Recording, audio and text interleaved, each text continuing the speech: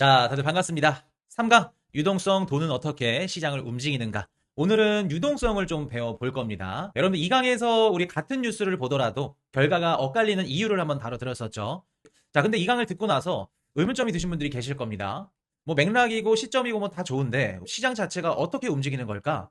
왜 어떤 해에는 주식이랑 코인 시장이 막 급등을 하고 왜 다음 연도는 또 떨어지고 이렇게 올라갔다 떨어졌다 하는 근본적인 이유가 뭘까요? 그래서 오늘은 유동성, 그리고 유동성이 무엇인가, 어떻게 구성되어 있고 여러분들이 실제로 오늘 방송을 보고 매일매일 유동성을 체크할 수 있는 4가지 방법을 알려드릴 겁니다. 자, 그래서 오늘 다룰 건 총 3가지입니다. 자, 3가지 중에 가장 중요한 부분 중에 한 가지가 뭐냐면 돈이 얼마나 풀렸나죠. 돈의 양입니다. 시중에 얼마나 많은 돈이 풀렸는지. 자, 두 번째는 돈의 가격입니다. 여러분들 지갑 속에 있는 돈, 신사임당, 지폐에도 가격이 있어요. 무슨 말인지 이해가 안 되시죠? 1원짜리, 만원짜리 그 가격이 아니라 돈의 그 가격, 가치가 있다는 겁니다. 지금 시중에서 판단하고 있는 돈의 가치가 낮으면 그 말은 즉슨 시장에 돈이 많이 풀렸다는 거고, 돈의 가치가 높다는 것은 시장에 돈이 많이 부족하다는 거죠. 그리고 세 번째, 돈의 심리예요. 여러분들이 지갑에 돈이 있다고 가정을 해볼게요. 10만 원이 있습니다. 근데 내가 이번 달에 생활비를 너무 많이 썼어요. 그래서 10만 원을 좀 아껴야 될 것 같아요. 그럼 어떻게 될까요? 여러분들이 평소에 먹고 싶었던 뭐 햄버거, 치킨을 사고 싶어도 좀 아끼게 됩니다. 그보다 좀 적은 소비를 하게 되죠. 이거를 우리가 돈의 심리로 얘기를 하는 겁니다. 지금 경제가 너무 안 좋고 물가가 너무 높습니다. 짜장면 가격이 5,000원에서 만 원으로 인상이 됐어요. 그럼 당연히 돈의 심리가 좋지 않겠죠. 내가 조금 더 저축을 해야겠다. 그래서 돈의 심리가 좋지 않을 땐 이동 속도가 더딥니다. 근데 볼게요. 내가 이번 달에 월급을 받았고 주식이랑 코인으로 대박이 났어. 소비를 막 해. 그러면 돈이 움직이는 속도가 엄청 빠르게 돌겠죠. 그럼 이동 속도가 높아진다는 겁니다. 그래서 유동성은 총 3가지. 돈의 양, 시중에 돈이 얼마나 공급이 되는지, 돈의 가격, 시중에 돈의 가격이 어떻게 측정이 되는지, 세 번째 돈의 심리, 지금 돈을 쓰는 소비자들의 심리가 어떤지, 이 3가지로 정의를 내릴 수 있습니다. 자, 여러분들 이해하기 쉽게 예를 들어 볼게요. 은행에다 맡기면 예금 금리가 지금 7%라고 가정을 해볼게요. 그럼 여러분들 봅시다. 1억만 은행에다 예금을 넣어놔도 1년에 700만 원의 이자가 나와요. 여러분들 안전하게 7% 이자를 받는데 굳이 위험하게 주식이나 코인 투자할 필요 있나요? 없습니다. 여러분 응답하라 1988이라는 드라마 보셨나요? 그 직업이 은행원이었고 아버지 역할로 나오신 그 성동일 배우님이 이런 얘기를 합니다. 금리가 떨어져서 15%밖에 안 한다. 이런 얘기를 하죠. 80년대 초중반에 은행 기준금리가 20%였습니다. 드라마 속에서는 15%도 너무 낮아 라고 표현을 하는 거죠. 예금금리가 이렇게 높다는 건 굳이 내가 무리해서 주식이나 코인 투자를 할 필요가 없다는 겁니다. 근데 반대로 예금금리가 1%라고 가정을 해볼게요. 자, 여러분들이 1억 원의 현금이 있습니다. 은행에다 넣어봤자 100만 원밖에 안 줘요. 1년에. 너무 적죠. 그럼 내가 이 돈을 갖고 자산을 증식시키고 싶은데 은행 예금보다는 뭐를 할까요? 주식이나 코인 시장으로 가겠죠. 좀 더 위험하고 리스크 있는 시장으로 돈이 움직인다는 겁니다. 자, 여러분들 금리는 돈의 가격을 의미해요. 금리 관련해서는 저희가 4강에서 좀 더 디테일하게 다룰 거니까 그때 한번 좀 더 다뤄볼게요. 지금까지 배운 걸 우리가 살펴보면 사실 돈의 심리가 가장 중요합니다. 이동 속도라고 제가 표현을 해놨죠. 이 돈의 심리, 이 이동 속도를 알려면 여러분들이 GDP를 먼저 알아야 돼요. 자, 여러분들 GDP는 명목 GDP가 있고요. 그리고 실질 GDP가 있습니다. 자, 간단합니다. 어려울 거 하나도 없어요. 일단 명목 GDP부터 갑시다. 자, GDP는 뭐냐면 한 나라에서 일어난 총 거래 규모를 얘기합니다. 쉽게 말해서 한국의 GDP, 1년 GDP가 몇 프로니? 라고 했을 때 3%요. 조금 성장했네? 5%요. 많이 성장했네? 이렇게 우리가 받아들이면 됩니다. 쉽게 말해서 한 나라가 얼마나 많은 거래를 일으켰고 경제 규모가 성장을 했는지 단면적으로 알 수 있는 게 GDP라는 겁니다. 그 GDP 종류는 명목 GDP, 실질 GDP가 있는데, 자, 명목 GDP를 계산하는 방법은 M, 돈의 양, 그리고 V, 유통 속도입니다. 돈의 이동 속도. 자, 돈의 양, 요게 M이에요. 시중에 돈이 얼마나 많이 풀렸냐. 거기다 곱하기 돈의 심리, 이동 속도, V입니다. M 곱하기 V를 해서 명목 GDP가 계산이 됩니다. 그럼 여러분들 간단해요. 시중에 돈이 얼마나 풀렸고 그 돈이 얼마나 많이 이동했는지 거기에 따라서 명목 GDP가 높게 나오고 낮게 나오고 반영이 되는 겁니다. 자, 예를 들어 볼게요. 나라 전체에 돈이 100만 원밖에 없다고 가정을 해볼게요. 돈의 양은 100만 원입니다. 자, 철수가 100만 원으로 쌀을 구매했어요. 그럼 쌀집 주인이 100만 원을 받았겠죠? 그 100만 원을 갖고 옷집에 가서 옷을 구매합니다. 그럼 옷집 주인이 그 100만 원을 갖고 또 레스토랑 가서 식사를 합니다. 이 나라의 전체 돈이 100만 원밖에 없는데 100만 원이 총 3번 움직였죠. V, 돈이 도는 속도 3번 움직였습니다. 그러면 자, M이 100만 원이죠. 100만 원 곱하기 V 300만 원인 거예요. 이해되셨나요? 돈은 100만 원인데 거래는 300만 원치 일어난 겁니다. 자, 우리가 명목 GDP 뭐라고 배웠죠? 그 나라의 경제 성장률이 얼마나 좋은지, 총 거래 규모가 얼마나 많이 일어났는지 그거를 나타내는 건데 V가 높으면 높을수록 어떻게 된다? 명목 GDP 또한 올라가겠죠. 그래서 여기서 나온 게 뭐냐면 돈을 아무리 많이 풀더라도 GDP가 안 오를 수가 있어요. 왜? V, 이동 속도가 좋지 않으면 돈을 아무리 풀더라도 안 올라갑니다. 자, 그럼 우리가 이걸 한번 적용을 해볼게요. 나라에서 돈을 푼다고 합니다. 뭐 재정지원금을 주고 정부에서 돈을 막 풀어요. 그럼 우리가 흔히 하는 착각이 정부에서 돈을 푸니까 주식이나 코인 가격이 올라가겠다라고 생각을 합니다. 그렇지 않죠. 다시 한번 접목시켜 볼게요. 자, M이 늘어나도 돈의 이동 속도가 V가 늘어나지 않으면 시장에 도는 돈 효과가 절감되는 거죠. 그럼 주식이나 코인 가격도 무조건 올라간다는 얘기가 틀린 얘기죠. 양적 완화, 돈 풀기 하면 무조건 주식 상승 코인이 오른다? 이거는 틀린 얘기예요. V, 이동 속도. 경제가 좋고 투자 심리가 너무 좋아서 돈에 도는 속도까지도 빨라져야 주식이나 코인 가격이 오르는 거예요. 돈이 아무리 많이 풀리더라도 V가 올라가지 않으면 주식이나 코인 가격이 올라갈 수 없는 거예요. 그리고 시장에 돈이 풀리는 효과도 절감되는 겁니다. 여러분들 한국 경제가 빠르게 성장할 수 있었던 이유 중에 한 가지가 뭐냐면 결제 인프라가 전 세계 최고 수준이죠. 카카오페이, 뭐 네이버페이, 신용카드 0.1초면 결제해요. 그러면 결제를 할 수 있는 인프라가 전 세계 최고 수준에다가 24시간 운영 매장이 굉장히 많죠. 24시간 동안 소비와 결제가 활발하게 일어난다는 거예요. 그러면 돈이 도는 속도가 어떨까? 미친 듯이 빠르게 돌겠죠. 그렇기 때문에 한국의 경제가 빠르게 성장할 수 있었던 이유 중에 한 가지가 여기에 있는 거예요. 자, 그럼 여러분들 실질 GDP도 한번 배워봅시다. 자, 실질 GDP는 뭐냐면 물가 변동 효과를 제거하고 순수하게 생산량 자체가 얼마나 늘었는지 측정한 GDP를 실질 GDP라 그래요. 자, 쉽게 예를 들어볼게요.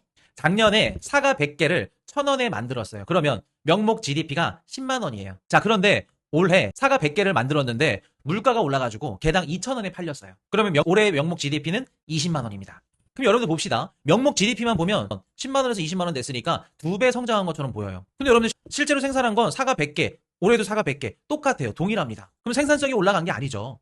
더 많이 생산한 게 아니라 그저 가격표만 2배가 된 거예요. 그래서 우리가 실질 GDP를 어떻게 판단하냐면 경제가 실제로 성장했는지 안 했는지 팩트, 뉴스나 기사에서 보통 실질 GDP를 다룹니다. 그때 많이들 쓰는 게 실질 GDP예요. 그래서 여러분들이 기사나 뉴스를 읽을 때 이게 명목인지 실질인지 구분할 줄 아셔야 됩니다.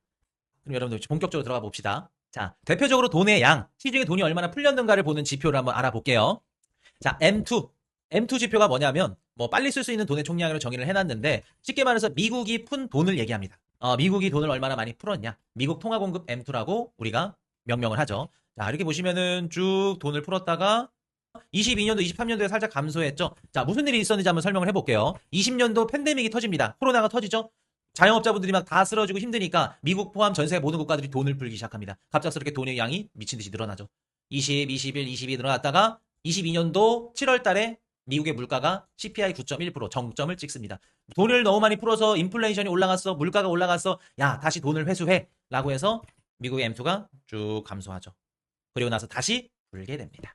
자, 그럼 여러분들 한 가지 질문 한번 드려볼게요. M2가 증가하면 무조건 주식과 코인 시장이 상승할까요? 여러분 아까 우리 배웠죠? 무조건 M2가 오른다고 하더라도 돈의 양이 많다고 하더라도 돈의 심리 그리고 돈의 가격 요 두 가지가 안 받쳐주면 주식이나 코인 가격은 안 오른다. 돈의 가격이랑 돈의 양은 같이 움직일 때가 많아요.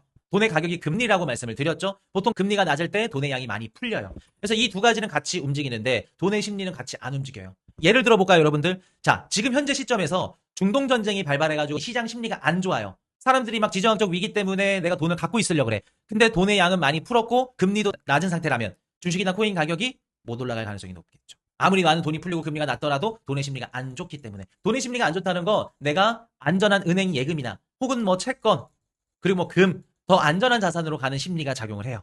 그렇기 때문에 돈의 심리 이동 속도가 굉장히 중요하다는 거. 그럼 봅시다. M2가 올라가더라도 시장 심리가 좋지 않으면 주식이나 코인이 하락할 수 있다. 상승하지 않을 수 있다는 거. 자, 그리고 두 번째. 또 유동성 지표를 뭘로 볼 수 있냐면 연준의 대차 대조표입니다. 연준이 어디냐면 미국의 중앙은행이에요. 한국에도 중앙은행이 있죠. 일본에도 중앙은행이 있어요. 그런 식으로 미국의 달러 발행에 관여하는 연준, 그래서 연준의 대차 대조표가 높아진다. 그럼 시중에 돈이 풀리고 있다는 겁니다. 그래서 지금 연준이 시장에 돈을 풀고 있는지 아니면 회수하고 있는지를 나타내는 지표예요. 자, 여러분 한번 쉽게 설명을 해드려 볼게요. 미국의 중앙은행이 미국의 시중은행 A라는 은행한테 너네가 갖고 있는 자산을 내가 사줄게 라고 접근을 합니다. A라는 은행이 부동산을 갖고 있다고 가정을 해볼게요. 근데 연준 중앙은행이 A라는 은행한테 야, 너가 갖고 있는 자산 내가 사줄게. 부동산 갖고 와. 그러면 이 부동산 가격에 걸맞는 돈을 중앙은행이 A라는 은행한테 돈을 지급하겠죠. 그럼 A라는 은행은 부동산을 건네줘야 될 겁니다. 이해되셨나요? 부동산 아니어도 뭐 국채든 뭐 회사채든 A가 갖고 있는 자산을 중앙은행이 사주는 거예요. 그럼 여러분들 봅시다. 부동산 판 돈, 뭐 국채 판 돈, 그 판 금액만큼 A은행은 현금을 지고 있겠죠. 그럼 중앙은행이 자산을 지고 있고 A라는 은행이 현금을 지고 있다면 A라는 은행은 그 현금을 갖고 시중에 있는 기업들이나 아니면 개인들한테 대출을 해줄 수 있겠죠. 즉 시장에 돈을 뿌려줄 수 있어요. 공급을 해줄 수 있습니다. 그럼 시장 전체의 유동성이 넘쳐나기 시작을 하겠죠. 그럼 연준이 보유하고 있는 자산 규모가 많아지면 많아질수록 시중에 있는 뭐 부동산이든 아니면 뭐 채권이든 뭐 국채든 자산 규모가 많아지면 많아질수록 시장에 많은 돈이 풀리고 있다는 걸 의미합니다. 자, 그런지 볼까요? 2020년도 자, 연준의 대차 대조표입니다. 자산을 얼마나 많이 갖고 있는지. 자, 20년도 팬데믹 터지고 나서 연준의 대차 대조표가 확 올라갑니다. 왜 올라갔죠? 팬데믹이 터지니까, 코로나가 터지니까 자영업자분들이 쓰러지고 중앙은행이 시장의 소방수 역할을 하게 된 겁니다. 너네가 갖고 있는 거 국채, 뭐 MBS 모기지 채권들 내가 다 사줄게. 시장에 돈을 뿌린 거예요. 이런 식으로 대차 대조표가 쭉 늘어나죠. 그러면서 시장에 돈이 풀렸고 결국 주식이랑 코인 가격이 올라갔습니다.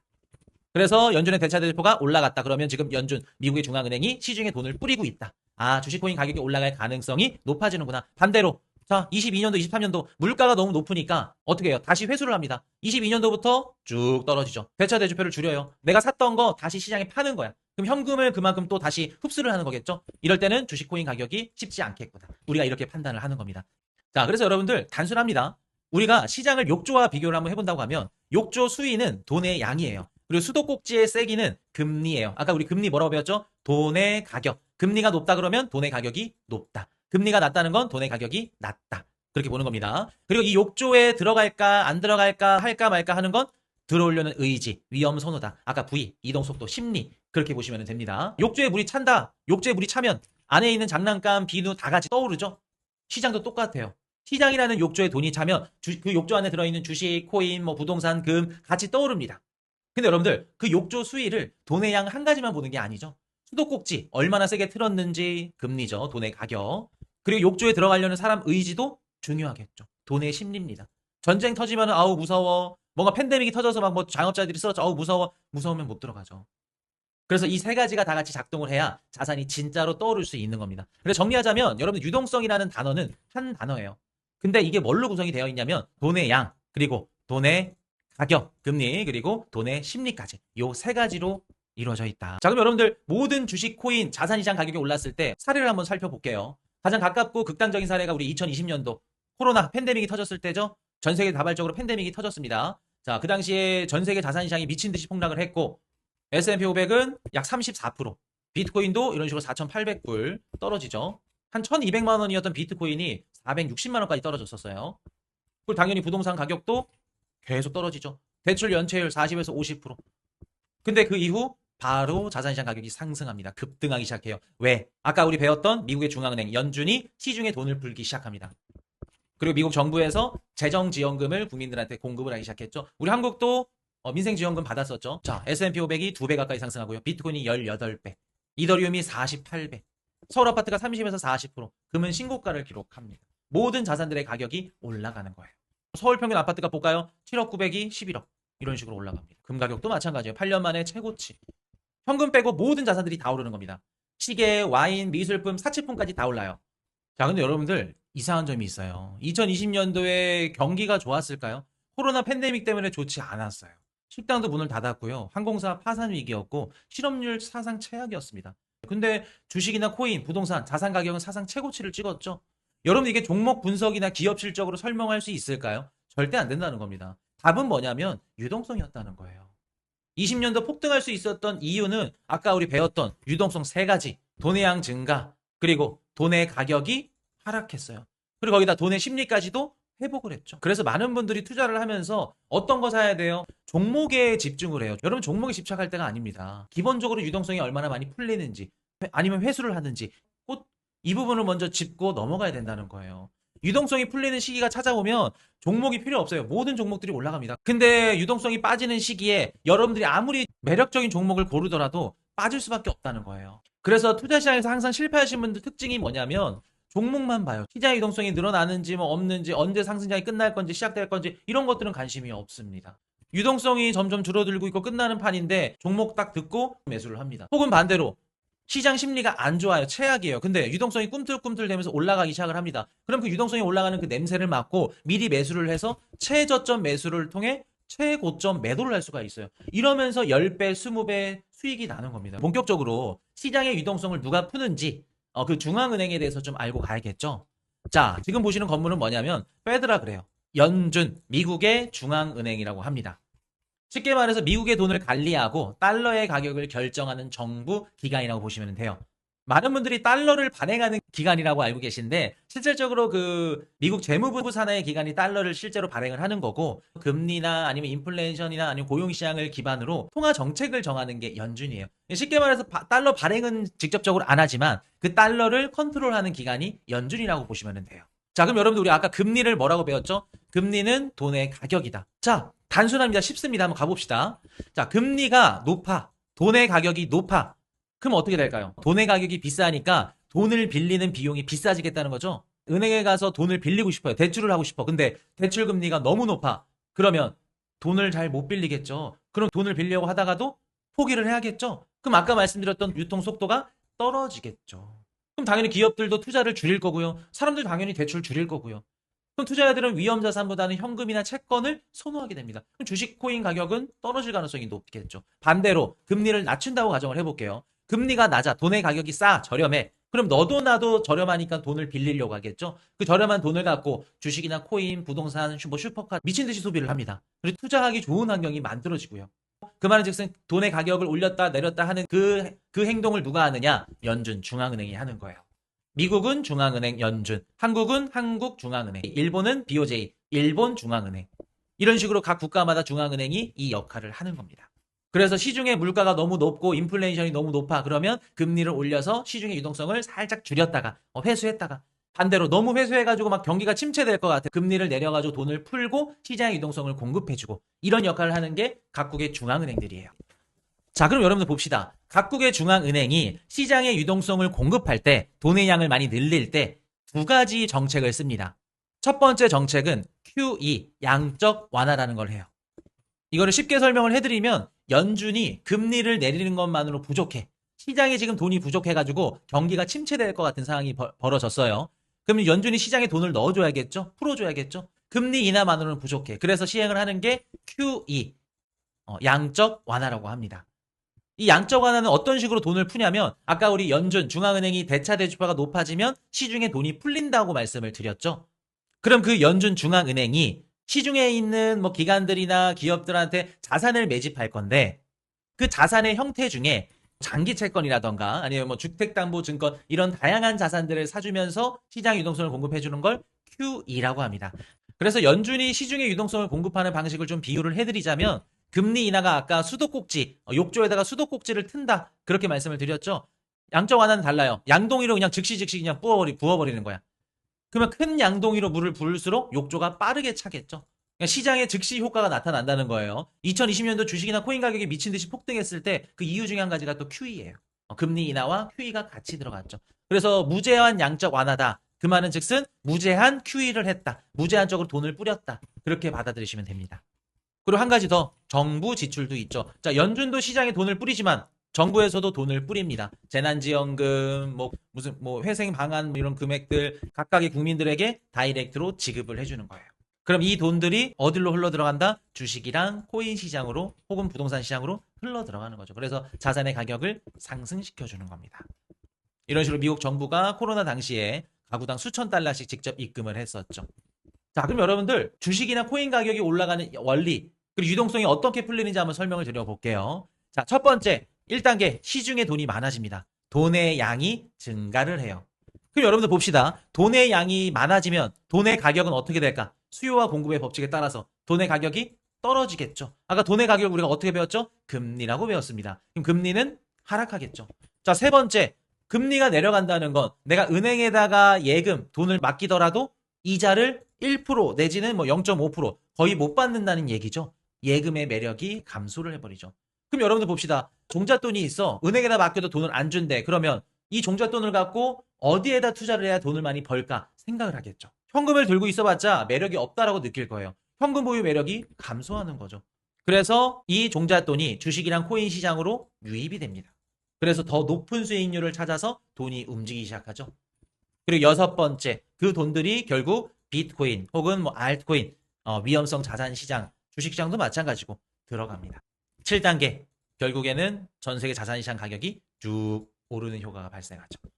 그리고 최종적으로 자산 가격이 오르니까 더 큰 수익을 누리기 위해서 더 수요자들이 들어옵니다. 수요가 몰리면서 가격이 올라가는. 그래서 우리가 투자하고 있는 주식이나 코인 가격이 올라가는 원리가 이런 식으로 돌아가는 거예요. 자, 그럼 여러분들 시중에 돈이 풀려서 주식이나 코인 가격이 올라가는 상황도 우리가 예를 들어 봤으니까 반대도 한번 봐야겠죠. 어떻게 하면 주식이나 코인 가격이 떨어지는지 그 메커니즘을 한번 봅시다. 정확하게 거꾸로 작동합니다. 반대로 작동해요.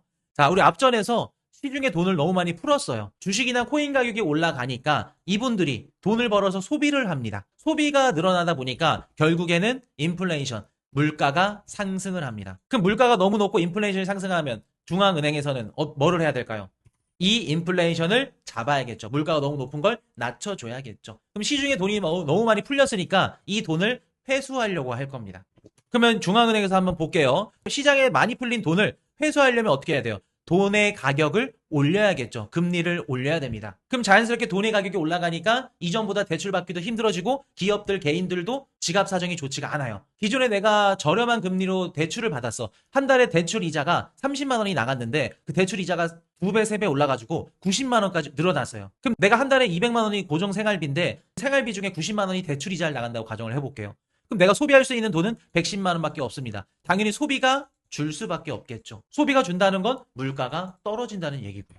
자, 금리가 오르죠. 대출이 축소돼요. 이자가 높아지니까. 그럼 빚을 상환하거나 혹은 상환을 못해서 연체율이 올라갈 겁니다. 그럼 시중에 돈이 중앙은행으로 빨려 들어가겠죠. 흡수되겠죠. 그럼 주식이나 코인 가격, 위험성 자산을 가격이 하락합니다. 당연히 위험자산 이탈하고 그때 돼서는 현금의 매력이 다시 증가하겠죠. 왜? 금리, 돈의 가격이 높아졌으니까. 그때 되면 또 은행 예금이 3%, 5%, 1980년도 막 15%, 20%까지 이렇게 올라가는 거예요. 물론 지금 환경에서 이렇게 올라가기 힘들겠지만 그래서 여러분들 돈이 풀리거나 돈을 회수하거나 반대로 작용을 하는 겁니다. 2018년도에 사이클이 끝났거든요. 그리고 2021년도에도 사이클이 끝났어요. 상승 사이클이 하락 사이클로 전환이 됐는데 그 전환점이 됐었던 가장 중요한 이유가 뭐였냐면 연준, 중앙은행의 테이퍼링, 금리 인상이었어요. 테이퍼링도 뭔 뜻이냐면 금리 상승, 요거랑 같은 뜻이에요. 이렇게 보시면 연준이 대차대조표를 늘리면서 시중에 있는 자산을 매입하면서 시중에 돈을 뿌린다고 말씀을 드렸죠. 테이퍼링은 그 정반대예요. 이 양적 완화했던 거를 서서히 천천히 줄인다. 이게 테이퍼링입니다. 연준이 매입하는 자산의 규모를 줄여나간다. 그거를 테이퍼링이라고 합니다. 그럼 금리를 올리고 테이퍼링을 하는 시점에서는 우리가 투자하고 있는 주식이나 코인 가격이 좋을 수가 없겠죠. 자, 그럼 여러분들 시중의 유동성이 도달했을 때 어떤 자산시장 먼저 가장 빠르게 반응을 하는지 이 부분을 한번 배워볼게요. 자, 중앙은행에서 돈을 시중에 뿌리고 있습니다. 비트코인이 먼저 오를까? 아니면 미국 주식이 먼저 오를까? 아니면 한국 주식이 먼저 오를까? 부동산이 먼저 오를까? 궁금하신 분들이 계실 거예요. 일반적으로 순서가 있습니다. 지금부터 순서를 말씀을 드릴 건데 이건 절대 법칙이 아니에요. 그냥 자주 나오는 패턴이고 살짝 좀 변경이 될 수 있다라는 거 감안해 주시면 좋을 것 같아요. 자, 우리가 한번 투자자라고 가정을 한번 해봅시다. 우리가 주식 투자를 먼저 생각을 해볼게요. 주식 투자를 하고 싶은데 지금 막 코스피가 계속해서 올라가고 있고 나도 주식 투자를 한번 해볼까? 라고 생각을 하면 내가 전재산이 1000만 원을 가정한다 그러면 처음에는 100만 원만 딱 넣습니다. 내가 처음이기도 하고 굉장히 겁을 먹기 시작해요. 그래서 1000만 원 중에 100만 원을 갖고 어떤 종목들을 많이 접근을 하냐면 삼성전자 1등주 혹은 2등주 SK하이닉스 이런 기업들을 담습니다. 근데 그런 기업들을 담았더니 오늘 막 20% 상승하고 내일 40%, 50%, 100%막 2배가 되는 걸 눈앞에서 경험을 하게 돼요. 100만 원이 200만 원이 됩니다. 그럼 그때부터 어떻게 될까요? 나 조금 잘하는 것 같은데?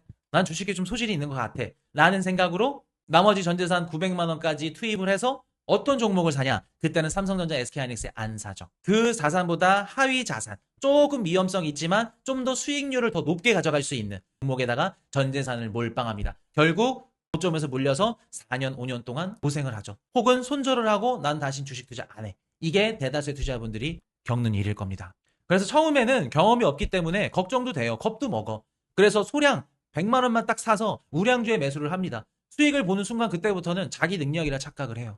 시시하게 우량주 매수 안 하고 그 이후부터는 좀 더 공격적인 종목을 찾아갑니다. 즉 쉽게 말해서 처음에 자산시장에 돈이 몰리는 곳은 우량주예요. 제일 안전한 곳. 그리고 펀더멘탈이 좋은 기업들한테 돈이 몰리기 시작합니다. 그러고 나서 거기서 수익을 얻게 되면 그 돈들이 어디로 들어가냐면 하위 자산시장. 1등주에서 돈을 벌면 2등주, 3등주로 가요. 2등주, 3등주에서 돈을 벌었어. 그러면 4등주, 5등주. 4등주, 5등주에서 돈을 벌었어. 그러면 굉장히 위험한 하루에 막 40%, 50%씩 올라갔다 떨어졌다 하는 그런 시장으로 투자를 하게 됩니다. 그래서 우리가 피라미드 형식으로 봤을 때 안전한 거, 조금 덜 안전한 거, 조금 위험한 거, 엄청 위험한 거 이런 식으로 흘러내려가요. 그럼 가장 먼저 올라가는 자산은 뭐냐? 펀더멘탈 좋고 우량주. 우리 한국으로 따지면 뭐 삼성전자, SK하이닉스, 미국으로 따지면 M7, 미국 주식이 될 수 있겠죠. 그리고 그 다음에는 뭐 코스피 중에 2등주, 3등주. 그리고 뭐 더 하단으로 가면 뭐 미국의 러셀 2000이라던가 아니면은 뭐 코스닥, 그리고 뭐 비트코인, 그리고 뭐 최하단에는 뭐 알트코인, 뭐 이런 식으로 갈 수 있겠죠. 그리고 우량주랑 펀더멘탈 뭐 좋은 거 이런 것들도 되겠지만 또 한 가지 보셔야 될 건 뭐냐면 기관 자금이 먼저 향할 수 있는 곳. 기관들이 빠르게 담을 수 있고 기관들이 안전하게 담을 수 있는 그런 자산시장으로 가는 겁니다. 실제로 보시면 코로나 터지고 나서 가장 먼저 회복하고 사상 최고가를 경신한 게 나스닥이에요. 미국 주식시장이 가장 좋았다는 거죠. 그래서 나스닥이 쭉 올라가고 그 중에서도 M7 이런 애들이 쭉 올라갔다가 하위 2등, 3등 얘네들도 올라가고 나머지 러셀 2000 올라가고 그 다음에 마지막 엄청 위험성 높은 애들 밈 주식이나 밈코인 이런 애들이 막 상승하다가 결국 시장이 끝납니다. 비트코인 차트만 보셔도 아실 수 있는데 20년도 말부터 21년도 초까지 비트코인이 미친 듯이 올랐어요, 여러분들. 말미를 장식을 했다는 거죠. 이러고 나서 알트코인 장으로 이어졌었죠. 근데 부동산 같은 경우에는 가장 느려요. 주식, 코인 얘네들은 굉장히 이동 속도가 빠른데 부동산은 유통 속도가 느려요. 어쩔 수 없죠. 부동산 거래해야 되고 집주인 만나고 뭐 등기부등본하고 이것저것 그리고 부동산 시장이 주식이나 코인 시장처럼 막 하루아침 사이에 빨리 팔 수 있는 그런 시장이 아니잖아요. 거래 한 건이 막 몇 달 걸릴 수도 있고 호가도 천천히 움직이고 그렇기 때문에 부동산 시장은 V 아까 배웠던 우리 유동 속도가 굉장히 느리다. 자 그래서 정리를 하자면 시장에 돈이 풀린다 그러면 우량주에 펀더멘탈 좋고 기관들 적금성도 좋고 이런 자산시장부터 먼저 상승을 간다. 그럼 내가 주식 투자자라면 제일 처음 뭐부터 담아야 돼요? M7, 뭐 엔비디아, 마이크로소프트, 뭐 인텔 유명한 것들 다 아는 것들 한국 시장으로 따지면 삼성전자, SK하이닉스 이런 거를 먼저 담고 그리고 나서 시장 추이를 보면서 2등주, 3등주로 간다. 그러면 그때 우리도 포트폴리오를 리밸런싱해서 따라가는 거죠. 자, 암호화폐 시장으로 따지면은 비트코인 먼저 담고 이더리움, 알트코인 이 순으로 우리도 포트폴리오를 리밸런싱 하는 거죠. 이런 개념을 모르시면 처음부터 친구가 추천해준 종목, 야, 뭐 무슨 코인이 간다 하더라, 무슨 주식이 간다 하더라. 근데 봤더니 시가총액이 낮고 굉장히 위험해. 한참 기다려도 오르지 않아요. 팔고 갈아탔더니 결국 며칠 뒤, 몇 주 뒤에 그 종목이 올라갑니다. 그렇기 때문에 똑같은 돈 100만 원을 갖고 누구는 1억으로 만들어서 나가는 사람이 있고 또 누구는 1억을 갖고 들어와서 100만 원으로 갖고 나가는 사람이 있는 거예요. 똑같은 뉴스를 보고 똑같은 기사를 보고 왜 똑같이 투자하는데 결과 성적물이 다를까요? 자 그럼 여러분들 반대도 한번 알아봐야겠죠. 시장이 하락하면 유동성이 빠지면 어떤 자산부터 빠질까요? 시장에 돈이 풀리고 올라갈 땐 M7 아니면 뭐 SK하이닉스 삼성전자 이런 애들이 올라갑니다. 여러분 M7은 여러분들이 알고 있는 미국 주식 뭐 마이크로소프트 뭐 테슬라 이런 대표적인 7개 기업을 말하는 겁니다. 자 가격이 하락할 때는 시장 유동성이 빠질 때는 아이러니하게도 펀더멘탈이 낮은 걔네들부터 먼저 흔들립니다. 시장이 좋을 때는 위에서 아래로 흘렀다면 시장이 안 좋을 때는 밑에서 아래로 흘러요. 펀더멘탈이 안 좋고 투심이 부족하지만 24시간 환금성 이 현금으로 바꿀 수 있는 좋은 환경에 있는 자산부터 가격이 먼저 빠집니다. 그게 뭘까요? 비트코인이죠. 비트코인보다 더 펀더멘탈이 낮고 위험성 높은 건 알트코인이죠. 그래서 여러분들 보통 상승장의 끝자락을 누가 장식하냐면 비트코인, 알트코인 이런 애들이 장식을 하는 거예요. 아까도 말씀드렸지만 부동산은 이동 속도 V, 돈의 유통 속도가 느리기 때문에 지속해서 쭉 빠집니다. 자, 그래서 여러분들 제가 드리고 싶은 얘기는 뭐냐면 아무리 시장에 많은 돈이 풀리더라도 주식이나 코인 가격이 무조건 오르지 않는다. 분석하시는 분들 중에 뭐 글로벌 M2 차트 틀어놓고 무조건 비트코인 오른다, 주식 오른다 이렇게 설명하시는 분들이 있더라고요. 틀린 얘기입니다. 아무리 돈이 풀리더라도 그 돈이 시장 심리가 좋지 않으면 채권 시장으로 갈 수도 있고요. 금으로 갈 수도 있어요. 우리가 유연하게 대처를 해야 되는 겁니다. 매크로 환경을 보면서. 여러분들이 좋은 종목을 딱 골랐어요. 근데 하필이면 유동성이 줄어드는 시점이야. 그러면 무조건 돈을 잃는 거예요. 반대로 별 생각이 없어. 유동성이 풀리는 시점에 여러분들이 아무 종목이나 선택했는데 올라가는 거야. 아무리 여러분들이 좋은 종목을 들고 있더라도 유동성의 원리, 유동성이 풀리는지 떨어지는지, 그리고 어떻게 풀리는지, 누가 푸는지, 그리고 금리 인상기에는 어떻게 풀리고, 금리 인하기에는 어떻게 풀리고, 어떤 자산시장부터 먼저 유동성이 닿는지, 혹은 시장이 무너질 때 어떤 자산시장부터 유동성이 이탈을 하는지, 이런 부분들을 모르면 끝이라는 거예요. 진짜 유동성의 원리만 여러분들이 한 가지 잘 알고 가셔도 주식, 코인 상승장에 시작과 끝을 어느 정도 추론할 수 있는 겁니다. 여러분들 가장 꿀팁 시장의 유동성이 많은지 적은지 여러분들이 스스로 매일매일 체크할 수 있게끔 제가 꿀팁 지표 4가지를 알려드릴게요. 자, 첫 번째 지표는 글로벌 M2입니다. 전 세계 주요국 중앙은행들이 풀어낸 돈의 총합을 나타내요. 미국, 중국, 유럽, 일본 이런 주요국들의 M2 통화량을 달러로 환산해서 합산한 수치입니다. 전 세계에서 돈이 얼마나 풀리고 있는지를 알 수 있는 지표죠. 이렇게 보시면은 20년도 팬데믹 때 이렇게 올라가죠. 돈이 엄청 많이 풀렸다는 거예요. 그리고 지금도 돈이 엄청나게 풀리고 있죠. 그래서 이거를 보면서 아, 돈이 풀렸구나. 아니면 돈을 회수했구나. 라는 거를 간접적으로 알 수 있죠. 그리고 한 가지 팁을 드리자면 비트코인과 같은 위험성 자산 시장은 글로벌 M2에 한 10주에서 12주 정도 후행하는 역할을 합니다. 근데 요새는 이게 다 깨졌어요. 그리고 두 번째는 미국 M2. 미국 시중에 풀린 돈의 양이 얼마나 많은지 점점 이렇게 많이 풀리죠. 현금, 요구불 예금, 저축성 예금, 머니마켓 펀드 비교적 빨리 쓸 수 있는 돈을 모두 합친 것을 얘기합니다. 그래서 M2가 높아진다. 그러면 미국 시중에 있는 돈이 많아진다. 라는 거고요. M2가 준다. 그러면 아, 돈이 줄어드는구나. 라는 걸 우리가 알 수 있죠. 자, 세 번째. 연준의 대차 대조표입니다. 아까 미국의 중앙은행이 시중에 있는 자산을 매입해서 시중에 유동성을 공급할 때 대차 대조표를 확인해야 된다고 말씀을 드렸죠. 그 대차 대조표를 보는 거예요. 야, 연준이 시중에 유동성을 줄이고 있네. 대차 대조표를 줄이네. 근데 어라? 봤더니 2020년도에는 시중의 유동성은 늘렸네. 이런 식으로 확인할 수 있는 겁니다.